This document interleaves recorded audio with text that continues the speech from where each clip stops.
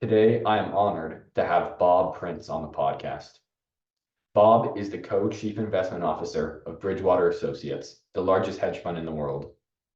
Bob started his career at First National Bank in Tulsa, where he headed the Treasury Department. He joined Bridgewater in 1986 and is responsible for managing the company's investment process. During his tenure at Bridgewater, he has been a critical part in developing all aspects of Bridgewater's investment process and client strategies. Bob has also served on Bridgewater's management committee since inception. I'm very excited to share this interview with you, and I hope you all enjoy. Thank you.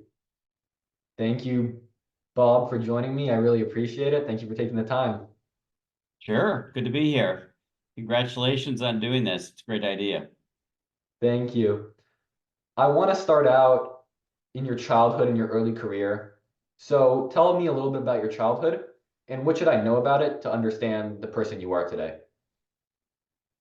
Okay, well, let's see. I grew up in a small town in the Midwest, Oswego, Illinois. We moved there when I was, I think, 4 years old, and still have family there. And it's an environment that wasn't really connected at all to financial markets. My parents are both teachers. My dad was a coach, athletic director at a junior college. And so there were really no expectations about anything that I would do, in finance, which actually I think has made it a lot easier because whatever I've done is just because I wanted to do it and never really felt any pressure of anything related to that. And so, whereas I felt a lot more pressure in my golf game because my dad was a coach. So, um, so I think that helps, right? And I think it's sort of consistent with what I tell people is, follow your passion, like do something because you want to do it. You can't help doing it. You're drawn to it naturally. And if you do that, that compounds over time, in terms of your knowledge and capabilities. And I remember Larry Bird said when he was, signed on with the Boston Celtics, and he signed this big contract, for lots of money, and he said, "Hey, I would have played for the Boston Celtics for $1." But and then that was manifest in the nature of how he played the game during his whole career, right? It was just all out. So anyway, I think growing up in a small town and not having any sort of finance was kind of allowed me the freedom to choose to do it because I wanted to. I thought it made sense. I think also my parents are great, and my heroes are my dad and my granddad. I think I was reminded often to practice my trumpet, get my homework done, and so I think that I had a lot of discipline, I practiced my trumpet every day for an hour, did my homework. I always did my homework the day before class. I never skipped a class. I was proud of this. I never skipped a class from kindergarten all the way through graduate school.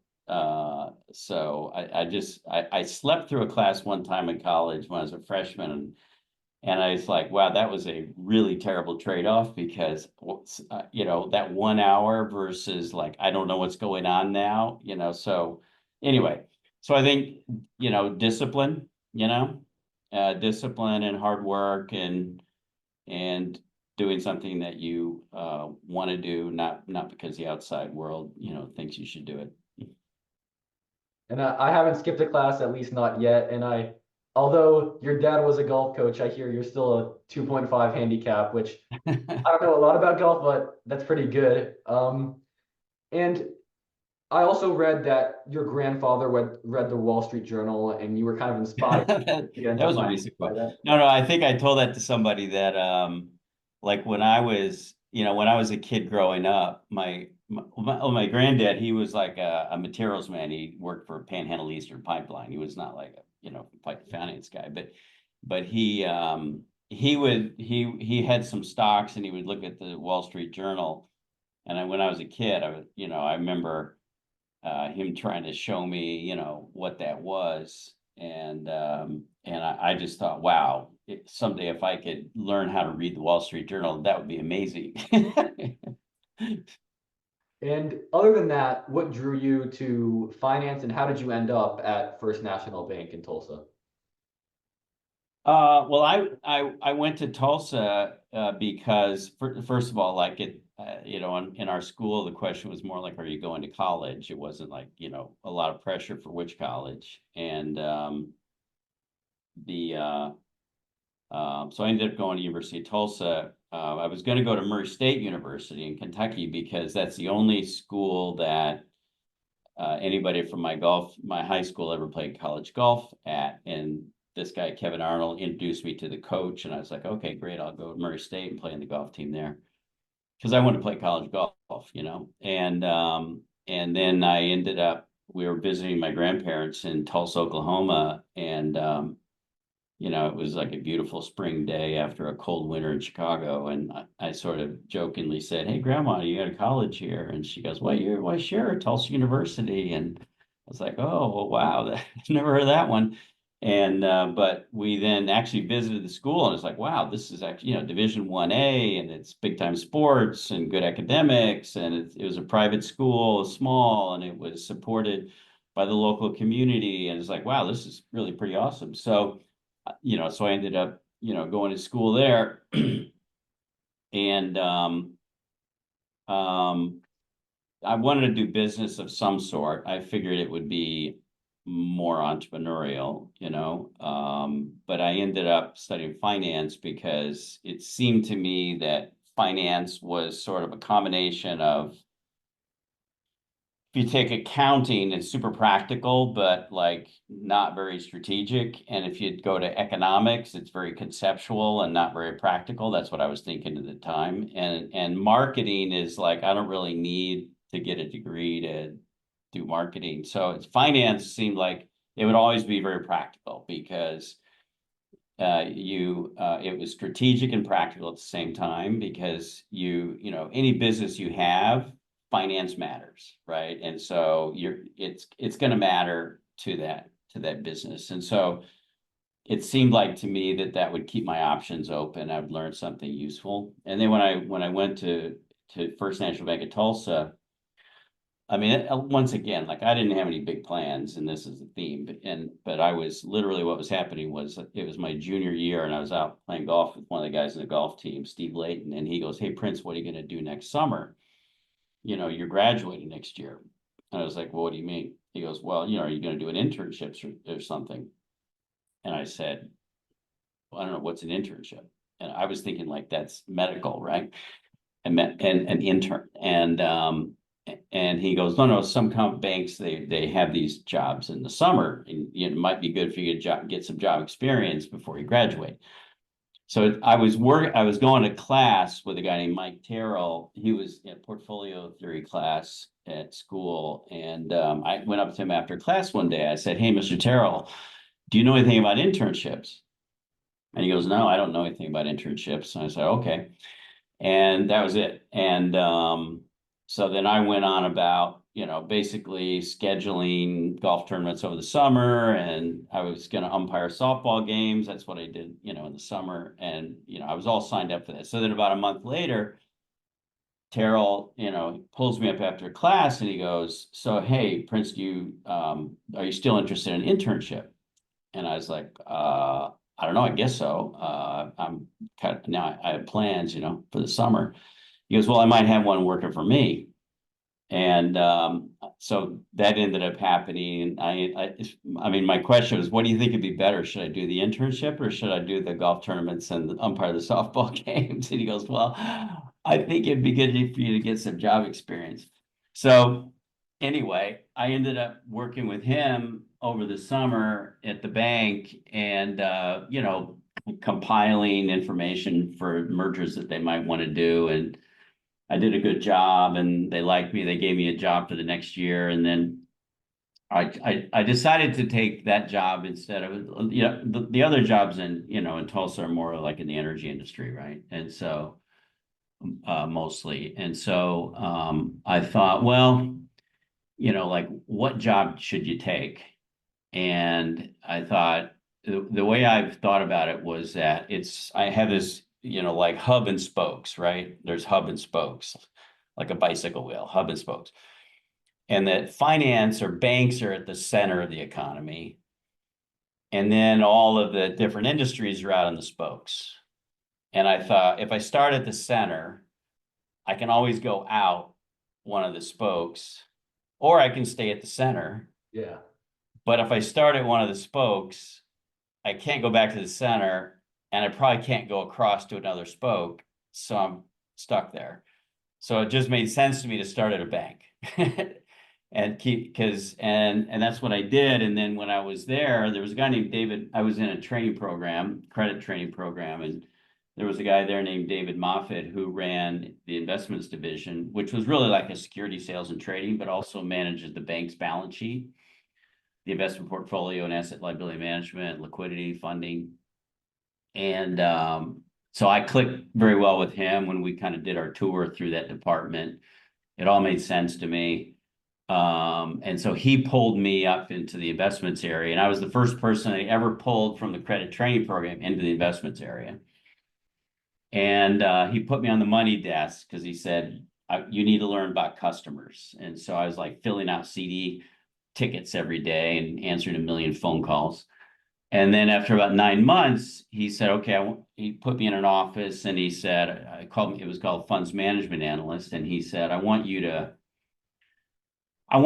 try to figure out how we can improve our net interest margin. And so I took a different approach to thinking about that. I looked at the bank balance sheet as like a set of portfolios, asset portfolios, liability portfolios with different speeds and so forth. It's just the way it made sense to me. The stuff they were doing didn't make any sense to me. And then I'd been in the job for 4 months. I was 24 years old. And the guy that was running the funding area decided to be a bond salesman. And Moffett came in and he goes, McAdams is going to be a bond salesman. And I said, who's going to run the funding area? And he goes, I don't know. You're the only one that knows anything about it, but you're too young. And I said, I don't want any part of that. I can't. But in the meantime, then I started playing around with my new ideas for how, we could manage these things. And then a month later, he comes in and he goes, okay, Prince, I want you to run the funding area on a 6-month trial basis. You can't make any decisions without talking to me, and we'll see how it goes. So I was like, okay. So I was doing that, and I kind of first year, I did that for 3 years. First year was just kind of figuring out how it should go, And then the second year was sort of building the team. And as it turned out, I started getting all the best people because it was interesting, it was exciting. And then so I ended up sort of cherry picking all the best people out of the training program. And then the third year was like sort of turn the key and run the car, right? And so it went really well. We made lots of money. We got lots of awards as the best department in the bank. I got awards for that. And so that was going great. And then this other bank ended up buying us. Liberty Bank bought us, and everything changed. The culture totally changed. And went from David Moffett and me pretty much having free reign and doing new and cool, interesting things. Even though it was a regional bank, we were very connected with all the money center banks. And David was a charter member of the National Asset Liability Management Association with like Chase and Citibank and all these guys. So we were probably one of the most sophisticated banks in the country, even though we were small, and partly because we were small, we could implement things fast, right? Yeah. Big banks take forever, but we could move quickly. So, then, but then we got bought out and kind of everything changed. And I came up with an idea, Ray Dalio. So what happened? So the connection to Bridgewater is that I signed up to do this futures basically conference, and I ended up not going. But the salesman called me, and he sent me some Bridgewater research as part of their service, and it was a piece that Ray wrote called "Understand the Boom Bust Cycle," and I gave it to David Moffett, and he read it. He understood economics way better than me. And he said, "This is the best thing I've ever read about how the economy works." And I say, "Oh, great, I'll check into these guys."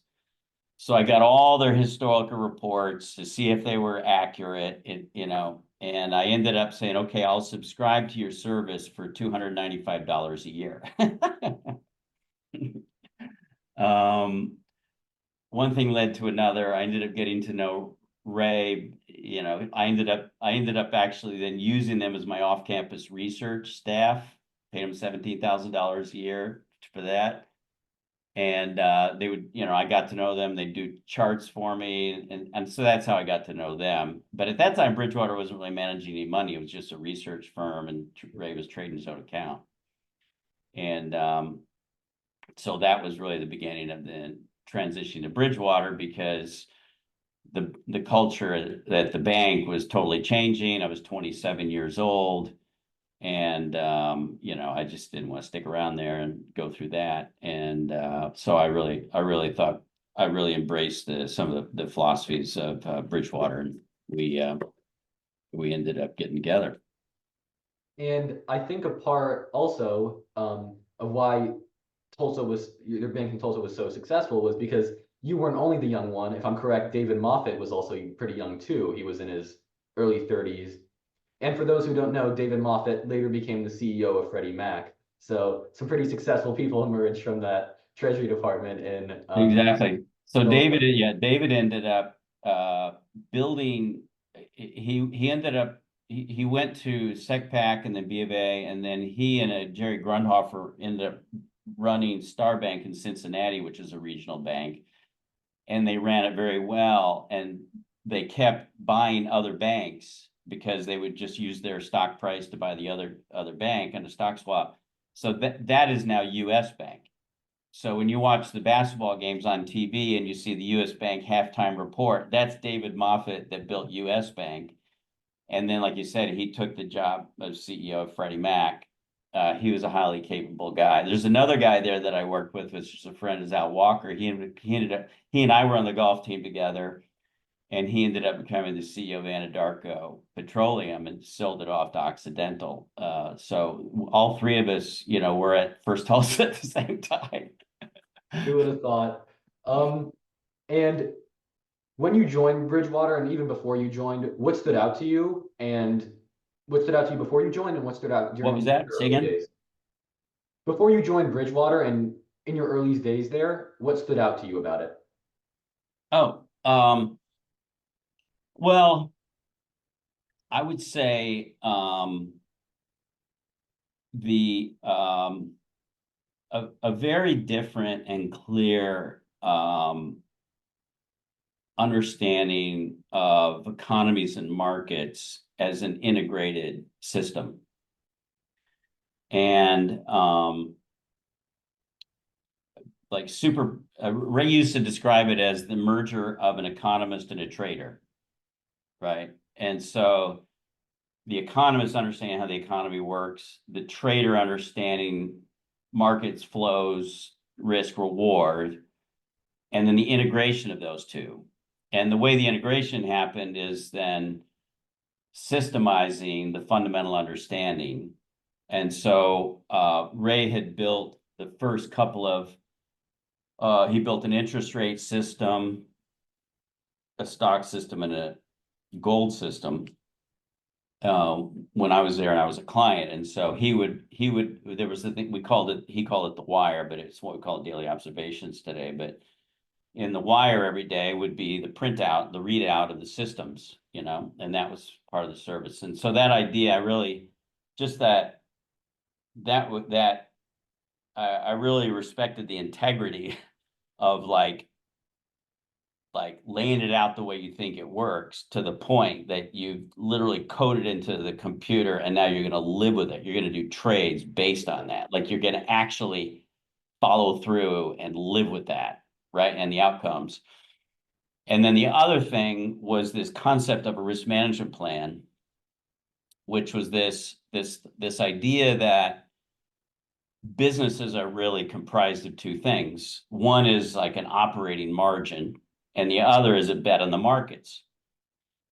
And a lot of times they have a bet on the markets without really knowing they have a bet on the markets, or they accept the bet in the markets because it improves their, short-term profits, but it's a latent risk there. And so he used to use the example of a jeweler. Like a jeweler thinks they're in the jewelry business, but they're long the gold market too, right? So how much of your profit is coming from being long the gold market, and how much is coming from the operating business?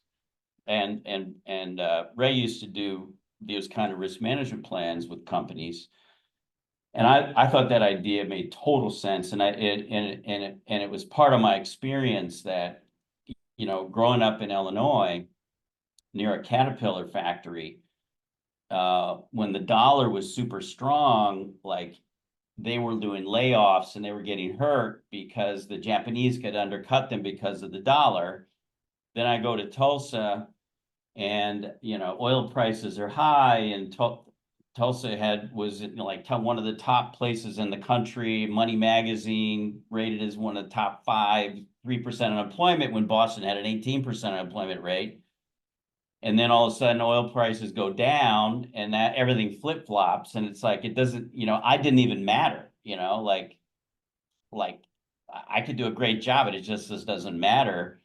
And the corner drugstore is going to go under because oil prices fell. So this idea that like you are so much whipped around by the markets in your own life and as a business. And so wouldn't you want to get a handle on that? And the idea of Bridgewater was that I liked was get off the planet, get above it, and you could take any market in the world and go long or short. Now it's totally up to you.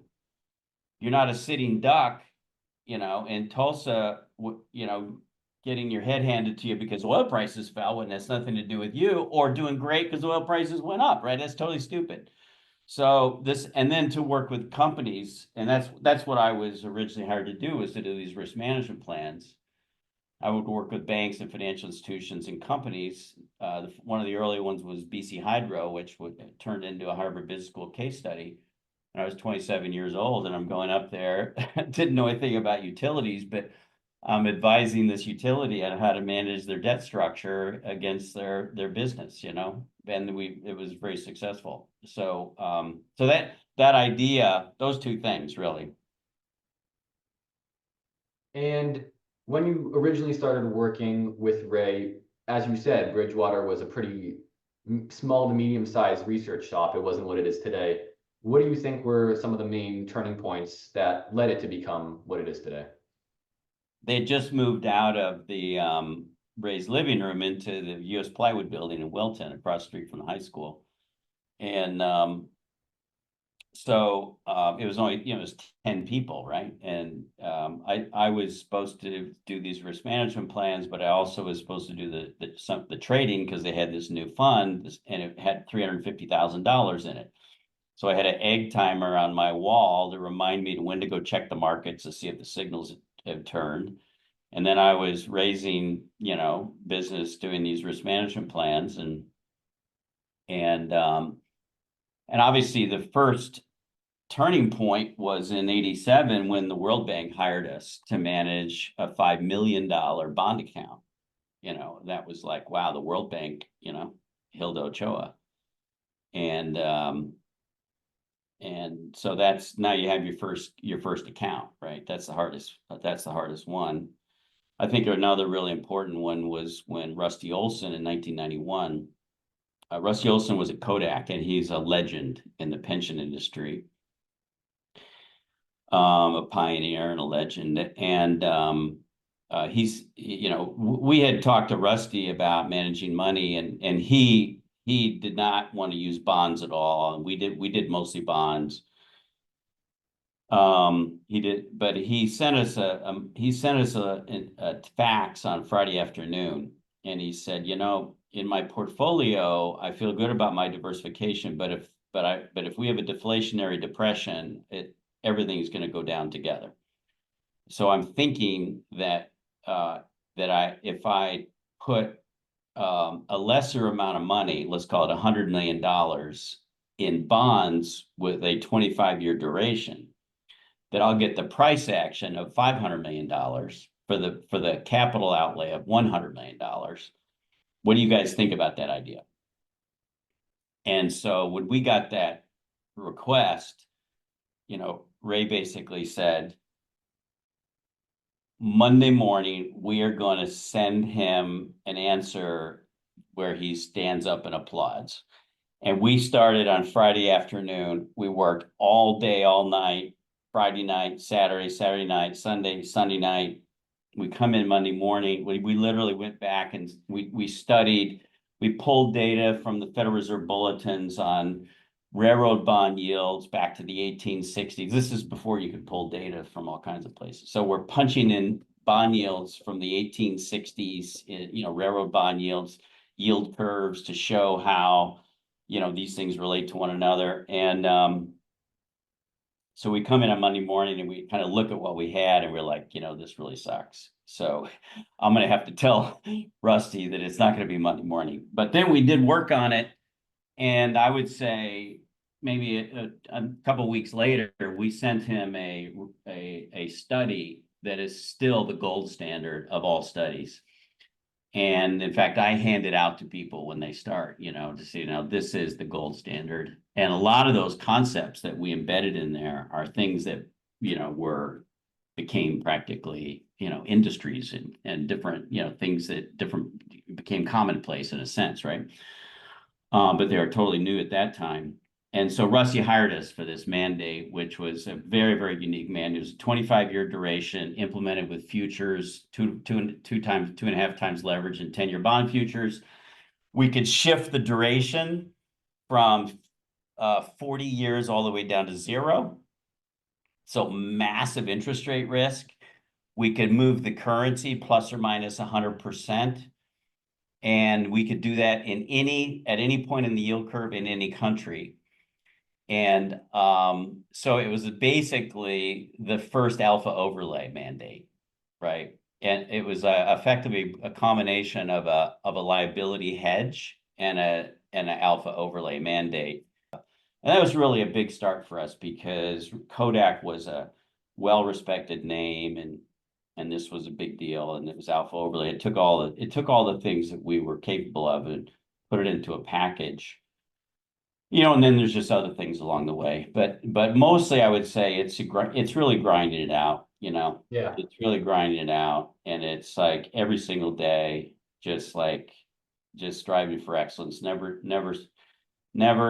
you know, never tolerate mediocrity. Always do your best and just push it. Try to think about the right answer, not what everybody else does, not the typical answer. Just think about what is the right answer and think about that from first principles. You know, what are the basic physics of how the world works? And now if I take those physics and I apply them to this problem, what is the answer independent of what anybody else does? And so you're just trying to get the right answer to the problem. And then not everybody does that. And so what happens is convention settles in a lot of times. And then now you're doing something that's radically different than everybody else. But if everybody else is over here and you're the only one over here, but if you're actually right, then in time the world comes to you. And then you then got to do it again and again. doing that a number of times was really the basis of the growth of Bridgewater. And you kind of mentioned that don't tolerate mediocrity. How important do you think the culture has been to the success of Bridgewater, and what's the culture like today? Well, it's number one. It's where everything starts, right? Because it's people and people and culture is really where it starts, because it's the people who who do it. And it's how they work together that really determines the your effectiveness. Yeah. And you've mentioned a couple of times, and many people who worked at Bridgewater have mentioned that one of the biggest powers of Bridgewater is knowing what you don't know. And a key part of knowing what you don't know is humility. So how do you ensure your team has the best judgment when entering new markets and aware of what they don't know? I think stating it, first of all, is so important, like just expressing that as sort of a given or a principle, then and talking about why that is. And otherwise it just doesn't occur to you, right? It's sort of contrary to what you normally think. Normally you think your power is what you know, but actually your power is in what you don't know.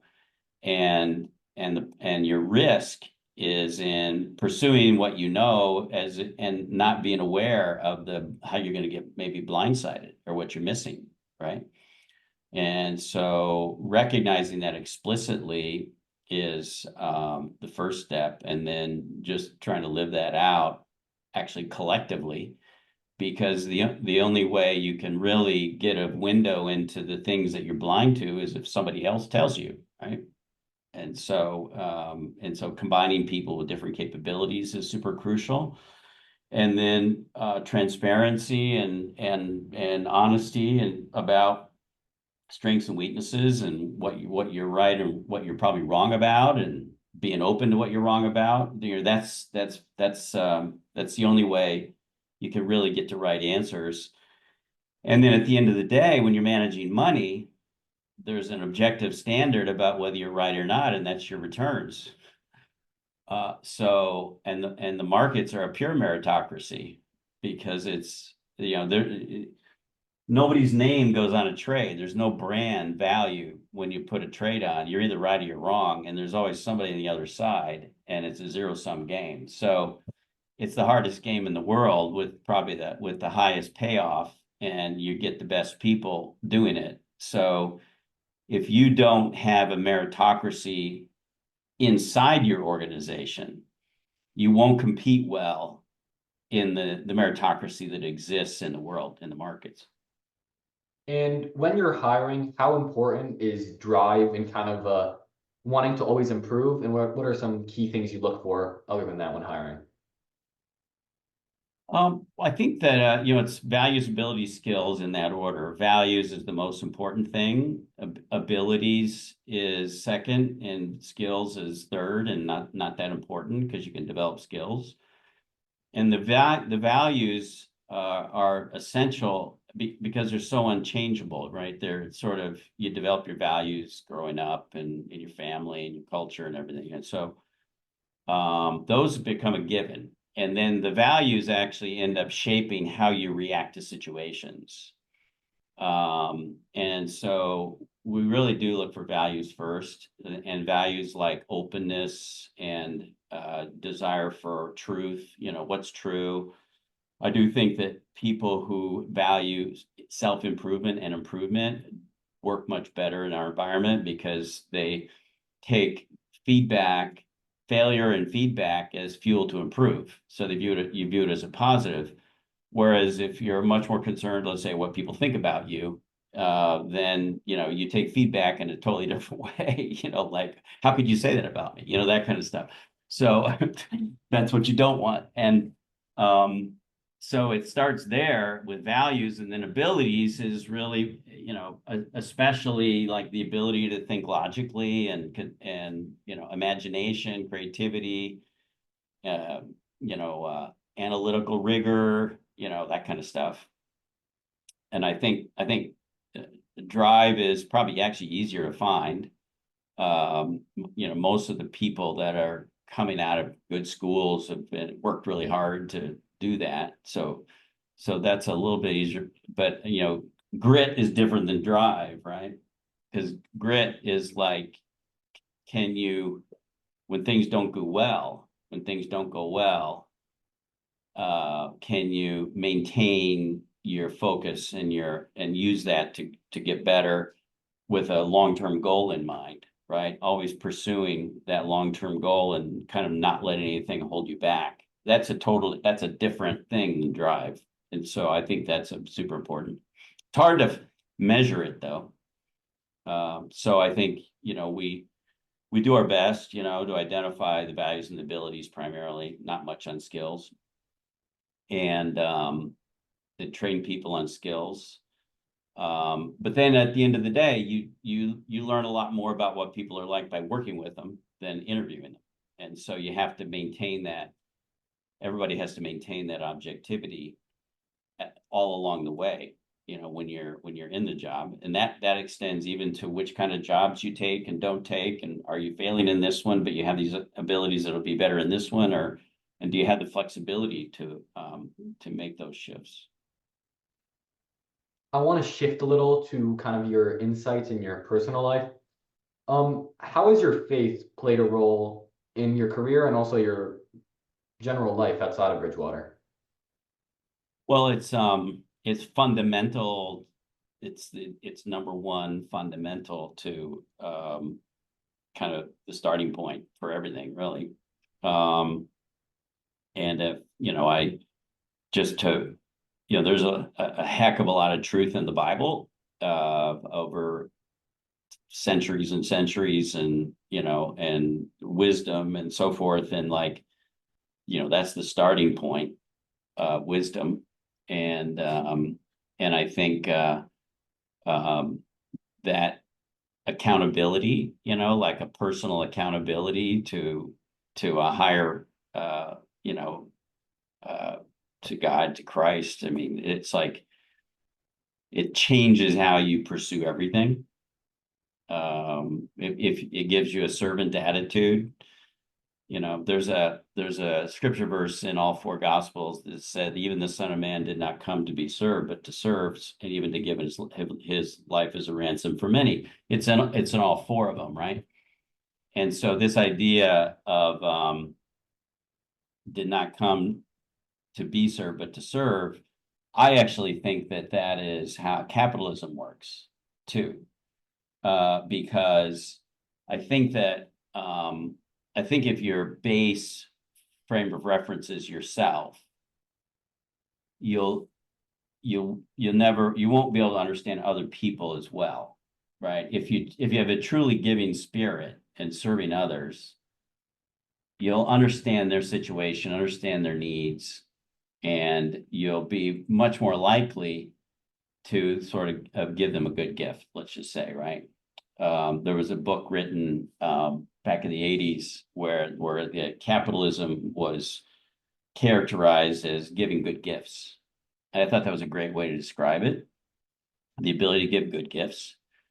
And I mean, like my wife, for example, like she just constantly is giving gifts, and she really understands people. And but if you're actually thinking about the other person, your gifts are going to be a lot better for them, right? They're going to be, oh wow, that's really perfect, right? If you're thinking about yourself in the process of giving a gift, it's like you're not going to be as good at giving the gift.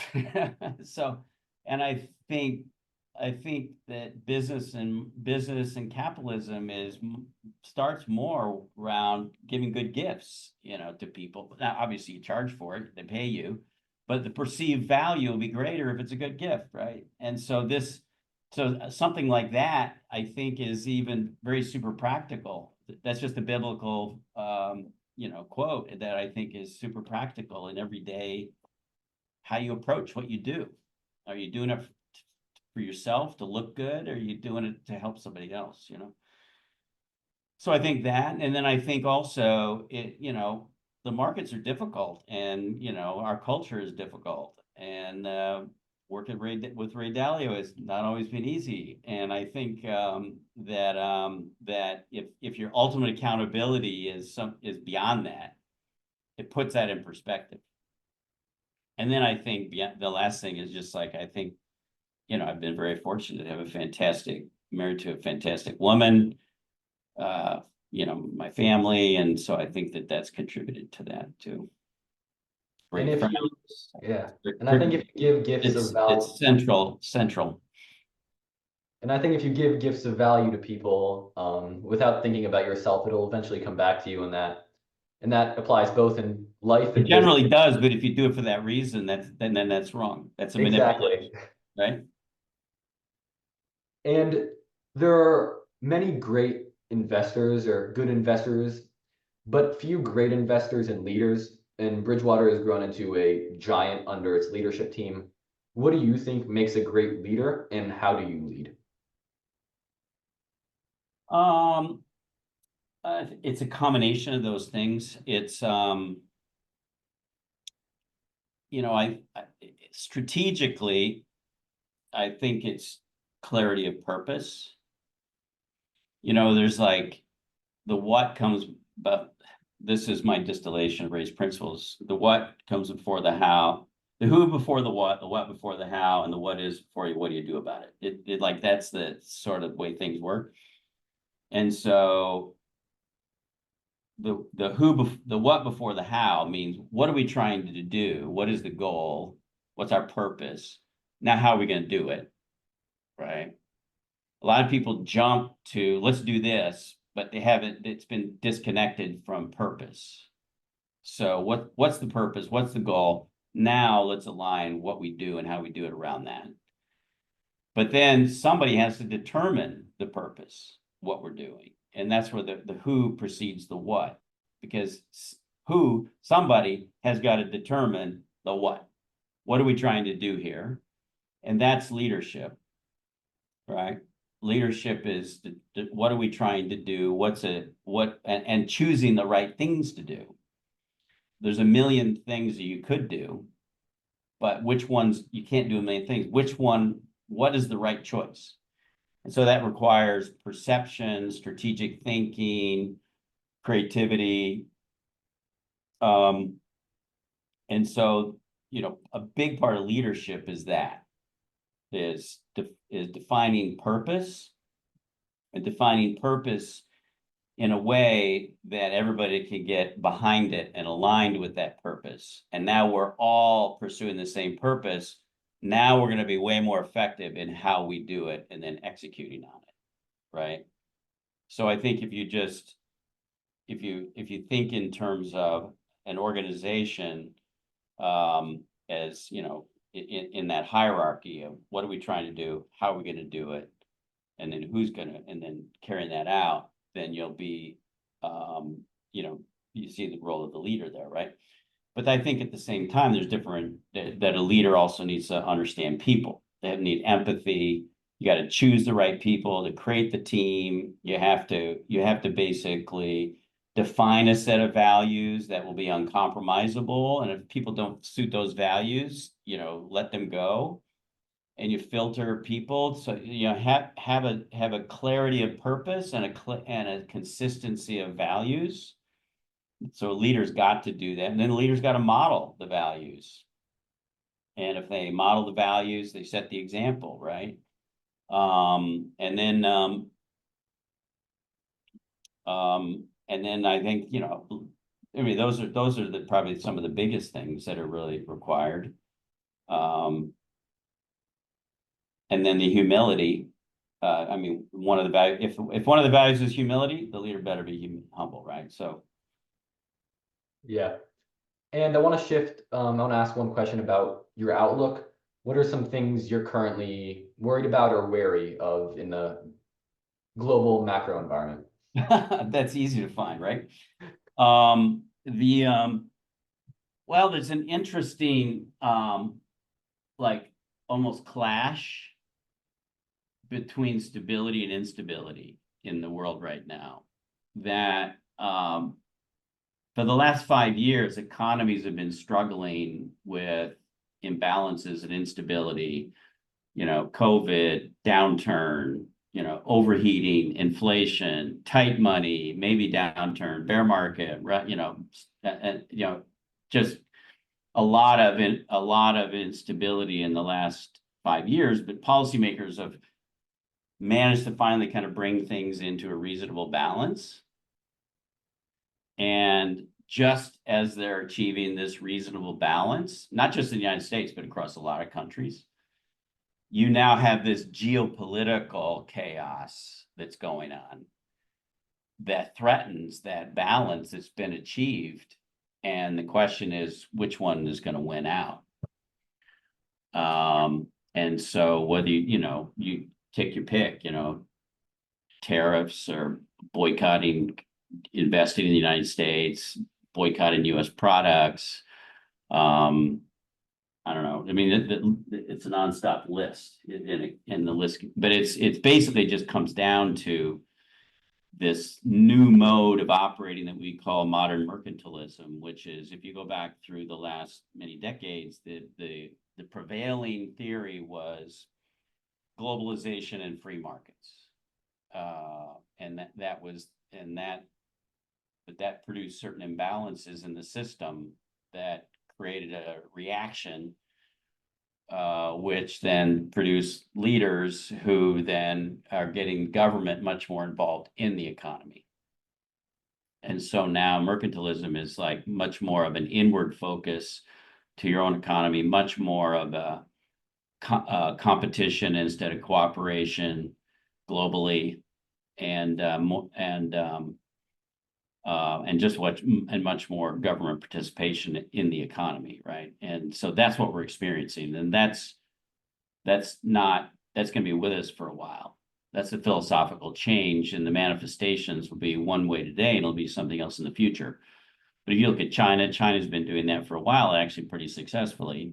If you look at the United States, we're just getting started on it, and Trump's really extremely aggressive at it, but we started before. I mean, Biden was doing it, and Europe is really sort of left behind because they don't really have a central government to deal with this environment and to compete. Germany has come through with a big defense initiative, which is primarily for defense because the U.S. is pulling back, but ironically, that's now turning into a very positive for the European economy because it's fiscal stimulation in the system. So it's actually, they didn't mean to stimulate the European economy, but it is. And I want to move on to some of your advice or some lessons you've taken from your career. And you've worked with both internally with Ray, and I assume you guys have clients who are very successful investors. You work overall with some very successful people and investors. What are the most impactful lessons you've learned along your way that you'd like to impart on the next generation? Yeah. First of all, I think I want to do that correct. I mean, Bridgewater has been a team all the way along. We've had a great team, and that's what's gotten it done.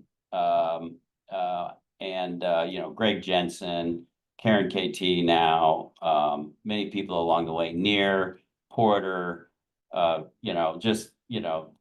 it's a great team. And we've got many people in our research area. And so we have literally, because it's a fundamental systematic process, we don't have like a single decision maker doing trades. We work in groups to understand the world, to do research together, to formulate plans for managing money in the markets. And so it's always been a team effort. So that I just want to be, clear on that. Of course. What was your question? What are some of the most impactful lessons you've learned along your way that you'd like to impart on the younger generation? Well, I think